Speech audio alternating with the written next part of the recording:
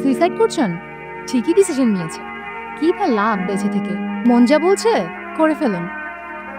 আপনার সাহস আছে বলতে হবে। এটা কিন্তু সবার থাকে না। তবে এসব বিষয় নিয়ে কিন্তু বেশি ভাবতে হয় না। যা করবেন ঠিকঠাক। দেরি করছেন কেন? কন্টিনিউ। কেউ আটকাবে না আপনাকে। আচ্ছা একটু দাঁড়ান না। এমন সিন আবার কবে না কবে দেখতে পাবো। একটা ভিডিও করি। আপনার জীবনের শেষ মুহূর্তটা ক্যামেরা বন্দি করে রাখি। উপরে গিয়ে থ্যাঙ্কস দিয়ে দিন। কি হলো? কোথায় যান? সুইসাইড করবেন না? আসেন না একটু দেখি সুইসাইড করেন। আপনার সমস্যা কি? আপনি আমার পেছনে কেন লাগছেন?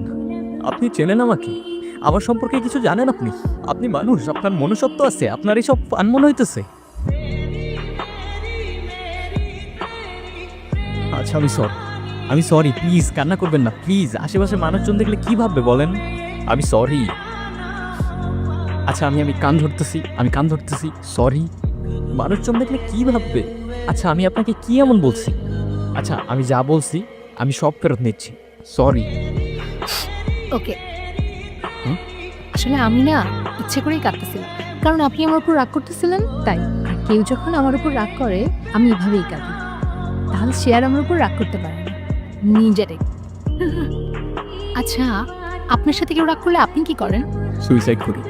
ও, তা কয়বার করেছেন? কি হলো, আমি ভুল কিছু বলে ফেললাম? আরে আমি একটু এইরকমই, একটু বেশি কথা বলি। সরি। It's okay. জানেন, মনের ভিতর কোনো কষ্ট থাকলে তা কাউকে শেয়ার করতে হয়। আমি জানি যারা সুইসাইড করে তারা এমনি এমনি করে না, তাদের অনেক পেইন থাকে। আপনি কিন্তু চাইলে আমার সাথে শেয়ার করতে পারেন। আমি আবার কারো সিক্রেট কাউকে বলি না। আমার লাইফ আর 10টা মানুষের মতোই সিম্পল। একটা সোজা চেইনের মধ্যে মানুষের লাইফ যেভাবে আটকায় থাকে না, আমারটাও সেম। ছোটোবেলা থেকে ফ্যামিলি বললো ক্লাস 5-এ A+ পাইতে হবে। এসএসসিতে টিচাররা বললো A+ না পাইলে ভালো কলেজ পাবো না। কলেজে বললো A+ না পাইলে ভালো ভার্সিটি পাবো না। আর ভার্সিটিতে বললো ভালো সিজি না থাকলে ভালো জব পাবো না। শালার আমি এক একটা করে সবগুলা করলাম, তারপরেও সেই জব থেকে আজকে আমারে বের করে দিল। আবার মাথার উপর এতগুলা টাকার লোন। মানে আমি পুরো 18 বছর যেই জবের জন্য গাধার মতো খাটলাম, একদিনে সেটা শেষ। আসলে আমাদের সোসাইটিটাই এমন, সারাটা জীবন আপনাকে পুশ করে যাবে, কিন্তু আপনি কি করতে চান সেটা কখনোই আপনাকে জিজ্ঞেস করবে না। এই যে আমাকেই দেখুন, ছোটবেলায় বাবা মা মারা যায়, তারপর থেকে আঙ্কেল আন্টির কাছে বড় হই।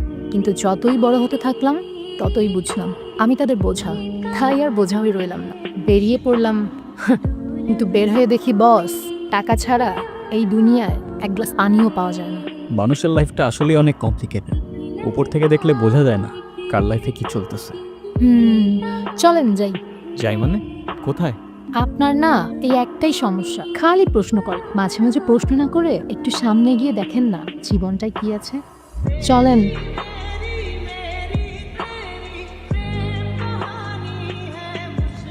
আচ্ছা আপনার প্যাশন কি?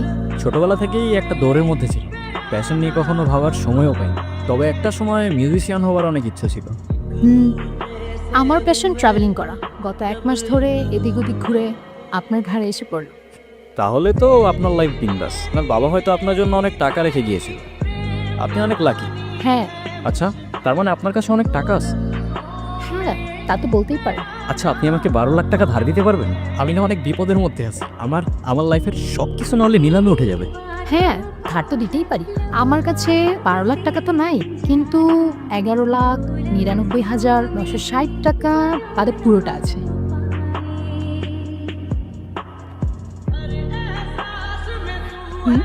আচ্ছা একটা জিনিস খেয়াল করেছেন আপনি? কি?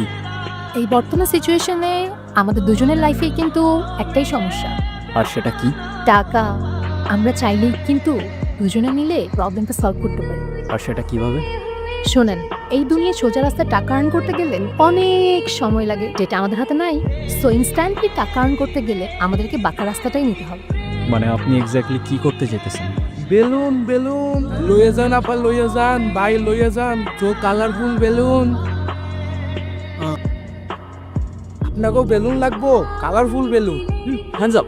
ওকে ম্যান, টেক ইট ইজি। আপনার কাছে যা যা আছে সবকিছু দিয়ে দেন প্লিজ। ও ব্রো, আপনারা চিন্তাই করতে এসেছেন? স্ন্যাচিং।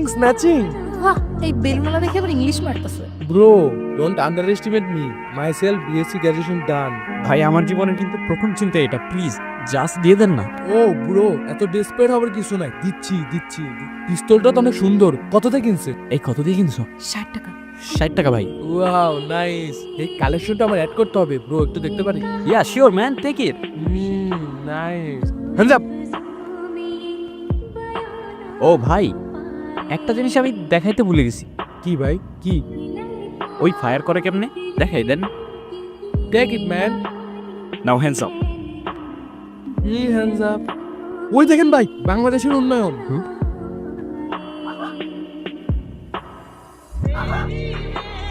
তোমাকে সামান্য একটা কাজ করতে দিলাম, সেটাও পারলাম। আমার কি দোষ? বাংলাদেশের উন্নয়ন দেখতেই তো পিছে তাকাইলাম। উন্নয়ন যে এমনি ধোকা দিয়ে যাবে কে জানে। তা ঠিক, আমিও বুঝি না। আচ্ছা সব ঠিক আছে, ও তো জানতো এটা ফেক পিস্তল, তাহলে ভয় পাইলো কেন? তা তো জানি না, কিন্তু আমরা কেন হাত উঠাইছিলাম?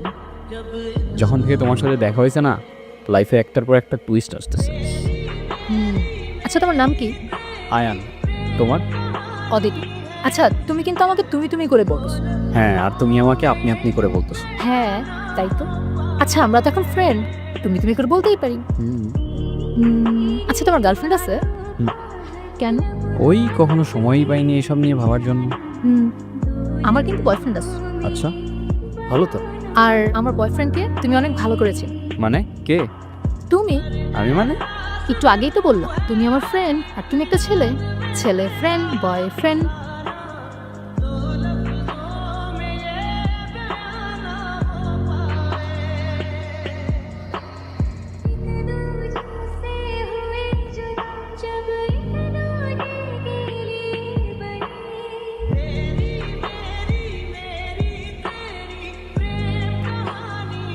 আচ্ছা আমরা এখন তাহলে কি করব? এক্সপ্লেন কি?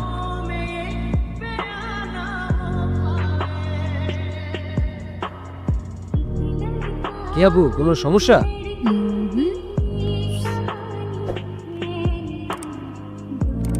দেখছো, এইটারে বলে পারফেক্ট প্ল্যান।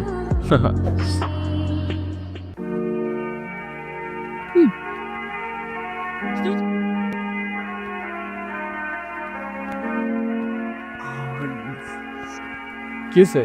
গত 2 ঘন্টা ধরে অজ্ঞান হয়ে পড়ে আসছো। একটা কাজ যদি ঠিকঠাক মতো করতে পারো, তোমার না হয় 2 কেজির বডি, তোমাকে টেনে আনা যায়। ওই বোট কাটারে টেনে আনতে আমার কতটা কষ্ট হয়েছে তোমার কোনো আইডিয়া আছে? ও, তার মানে সব টাকা পয়সা পেয়ে গেছো? ঘোড়ার ডিম পাইস, ওর কাছে মানি ব্যাগ তো দূরে থাক, একটা মোবাইল ফোন পর্যন্ত নাই।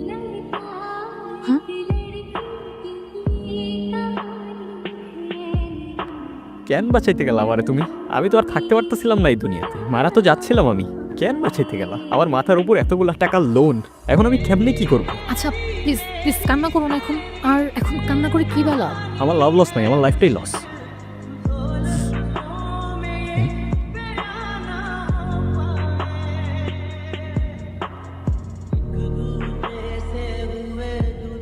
जब